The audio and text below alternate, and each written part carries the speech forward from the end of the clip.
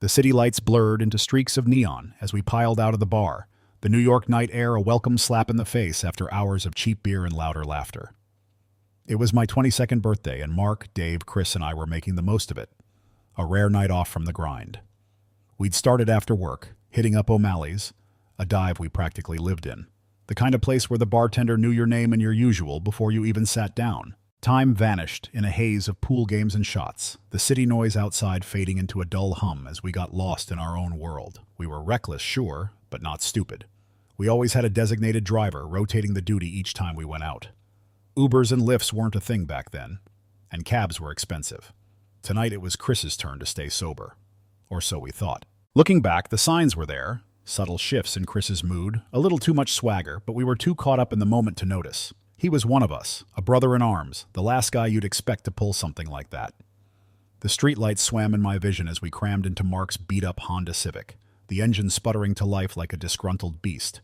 The radio blasted some cheesy pop song, and we were singing along, off-key and carefree, the city a blur of motion outside the windows. Then everything went sideways. 1 minute we were laughing.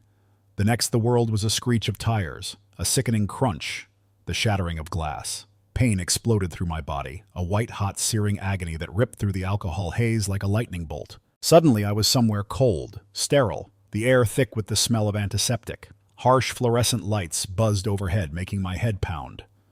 Disorientation clung to me like a shroud. Where was I? What had happened? My vision swam, slow to focus on the stark white walls, the beeping machines, the unfamiliar shapes looming around me. It was a hospital room. Panic flared in my chest. I tried to sit up, and a jolt of agony shot through my groin, making me gasp. My right arm throbbed, and my ribs felt like they were on fire. Looking down, I saw bandages, thick and white, wrapped around my torso and lower body. My heart hammered against my ribs, a frantic drumbeat against the silence of the room. The door creaked open, and a doctor walked in, his face a mask of professional concern. His words hit me like a physical blow. One of my friends was gone. Dave. Dead. And Mark, he was clinging to life, on life support. They weren't sure if he'd make it. Me? Physically, I'd recover. Broken ribs, arm, a nasty groin injury, but then he dropped the bomb. The trauma, he explained, the damage to my testicular tissue, could lead to something called non-obstructive azoospermia. Fancy words for a man's worst nightmare, infertility. He said it might mess with sperm production, maybe permanently. Lying there in that sterile room, the weight of survivor's guilt crashed down on me. Why me? Why did I get to walk away when Dave was gone and Mark was fighting for every breath? It felt like a cruel joke, a cosmic error. Dave's goofy grin, Mark's infectious laugh, Chris's easygoing charm, faces flashed through my mind, vivid and real, then fading into the shadows of loss. Their dreams, their futures, all gone in an instant. The injustice of it was a physical ache in my chest. Survival felt like a punishment, a burden. I wasn't a religious guy, never had been. But in the days that followed, trapped in that hospital bed, staring at the ceiling, I started grasping at straws. Maybe, just maybe, there was a reason I was still here. Maybe some higher power had a plan, a purpose for me. But what was it? I was adrift, lost in a sea of grief and unanswered questions. Then, one afternoon, a quiet knock on the door broke the silence. A man stood there, a preacher. Reverend Miller, he introduced himself. He'd heard about the accident, he said, wanted to offer some comfort. Comfort was the last thing I expected, but his presence was a lifeline in the storm. He sat down, and we talked. For hours. Not about fire and brimstone, but about hope, about forgiveness, about something bigger than myself. He talked about faith, about redemption, about a love that was unconditional. And something in me, something broken and raw, responded. His visit felt like an answer, a sign. Reverend Miller became a regular visitor. Our conversations dug deeper, exploring faith, loss, and the possibility of finding meaning even in the darkest corners.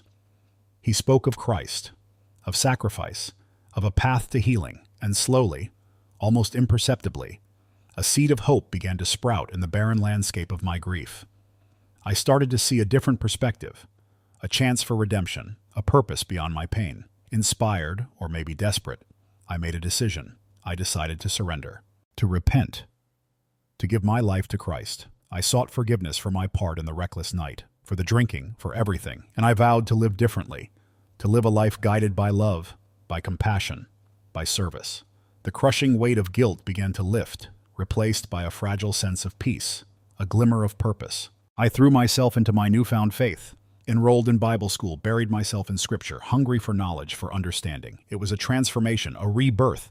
I learned from wise theologians, honed my skills in public speaking, in leading, in guiding. Graduation day felt like the culmination of a long, arduous journey. I accepted my calling, became Pastor Michael. Standing in front of a congregation, delivering sermons, sharing the transformative power of faith. It filled a void I hadn't even known existed. My own experience of pain, of loss, became my ministry. I understood suffering, I knew grief, and I could offer genuine comfort, a hand to hold in the darkness. Years passed. My life as a pastor was fulfilling, but something was still missing. Then Sarah walked into my life. She was magnetic, beautiful, charismatic, with a light that seemed to draw people to her. She volunteered at the church, her energy infectious. Her style was different, maybe a little unconventional for a church setting. Tight dresses, a touch too much makeup, but her heart, her genuine kindness shone through. She organized charity events, raised incredible amounts of money, traveled to far-flung places to help those in need. She was a force of nature, and I was drawn to her like a moth to a flame. I told her about the accident, about the loss, about how faith had pulled me back from the brink. But I never told her about the doctor's words, about the potential infertility. Stupid maybe, but I held on to this naive hope, this unwavering belief that God would heal me, that a miracle was possible. We spent more time together, volunteering, talking late into the night, sharing dreams, hopes, and a deep mutual love for God. We found a connection that felt ordained, a divine gift. Friendship blossomed into love, deep and real. We moved in together, got married in a small ceremony at our church, surrounded by our community. 2 years into our marriage, the impossible happened. Sarah was pregnant. A miracle. Doctors had said it was unlikely, maybe impossible. And yet, here we were, holding a positive pregnancy test, tears streaming down our faces. It felt like a sign, a testament to our faith, a confirmation of God's grace. Our son Ethan arrived, a tiny, perfect miracle. Holding him in my arms, a wave of awe and gratitude washed over me. He was proof that miracles happened, that even when science said no, God could say yes. Parenting was a whirlwind of sleepless nights and pure, unadulterated joy. We embraced it all, determined to raise Ethan in a home filled with love, faith, and understanding. As Ethan grew, so did Sarah's involvement in church and charity work. She traveled constantly, organizing events, visiting projects, always on the go. I supported her, admired her dedication, even though her frequent absences left me juggling work and childcare. A tiny seed of unease sometimes sprouted in my mind, a flicker of anxiety when she was away. But I pushed it down, trusting her, believing in her mission. Our marriage, like any marriage, had its bumps, disagreements, moments of tension. But we always worked through them, committed to our family, to our love. Life was good, blessed even. Then another miracle. 2 years after Ethan, Sarah was pregnant again. Another son, Liam. Doctors had practically laughed at the idea of us having kids, and now we had 2. It was unbelievable. This second pregnancy solidified my faith, reinforced my distrust of doctors, of medical professionals. They were wrong. Completely wrong. God had intervened, had defied their diagnoses. With Liam's birth, my belief in divine intervention became unshakable. Holding my 2 healthy sons, I felt invincible, chosen, blessed beyond measure. Medical science had its place, sure, but it was limited. God's power, his healing touch, that was limitless. Then the pain started. A dull ache in my stomach and groin that I initially ignored, chalking it up to stress, to overwork. But it grew, intensified, until it became a constant, gnawing agony. Reluctantly, I went to the doctor. Not the same doctor from the accident. Someone new, hoping for a fresh perspective, a different answer. He examined me, his brow furrowing. The old injury from the accident, it had worsened. Surgery was needed, another blow. But I told myself even medical intervention could be part of God's plan. The doctor ordered tests, including a testicular biopsy, to get a better understanding of the damage. The results came back, shattering my world. No viable sperm, none. The word echoed in my head, cold and final. Infertility. Confirmed. I was stunned, especially after 2 miracle pregnancies. I told the doctor about Ethan and Liam, about how they were proof of God's healing power. He was skeptical, to say the least. He looked at me with a mixture of pity and disbelief. He suggested DNA testing for Ethan and Liam, to prove they were mine. It felt absurd, insulting. But a tiny seed of doubt, a nagging question, had already taken root in my mind. Driven by a strange mix of faith and a desperate need for confirmation, I agreed. I didn't tell Sarah. She was away on a charity trip. I took Ethan and Liam to the clinic, the sterile needles pricking their tiny fingers, my heart heavy with a nameless dread. The days crawled by, each one an eternity. Anxiety gnawed at me, a relentless undercurrent of unease. When the results finally came, the doctor called me in. His face was grave, his voice low. The DNA test. It was conclusive. Ethan and Liam were not my biological children, not mine, and they were half-brothers. Same father. But not me. The room swam. Disbelief, confusion, a cold, hollow ache in my chest. It couldn't be true. My miracles, they were lies. I got a second opinion, another test, just to be sure. The results were the same, undeniable. I was not their father. Betrayal. That's the only word for it.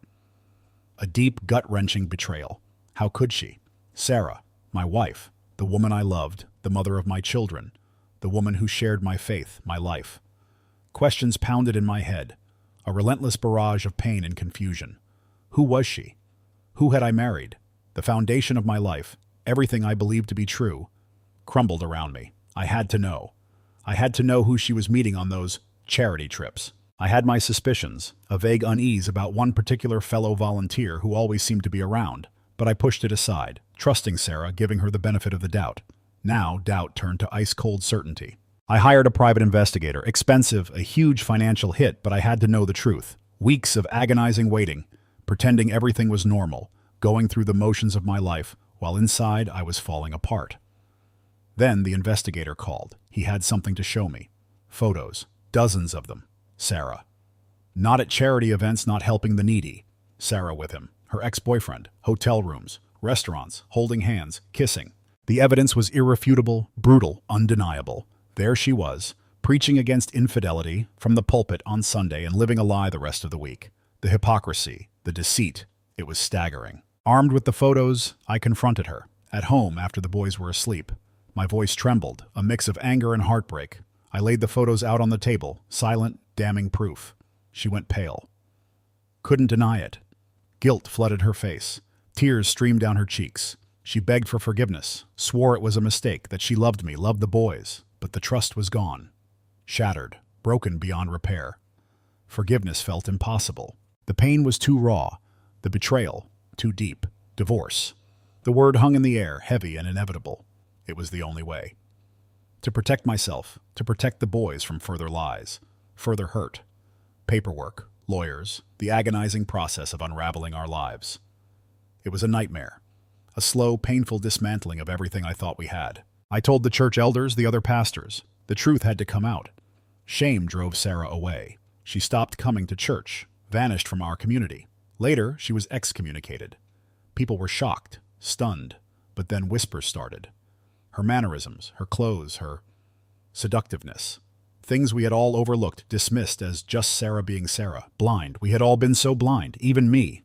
I loved Ethan and Liam deeply. They were my sons, in every way that mattered, except biologically, but the knowledge that they weren't mine, that their father was someone else, haunted me. They were so young, they wouldn't even remember me if I left. Sarah begged me to stay, pleaded with me to be their father, the only father they knew. But I couldn't. I was just a temporary caregiver, a provider. The real father, their real father, was there in the photos, laughing with Sarah holding her hand. How could I raise another man's children while their mother was still involved with him? It was too much, too painful, too much of a lie.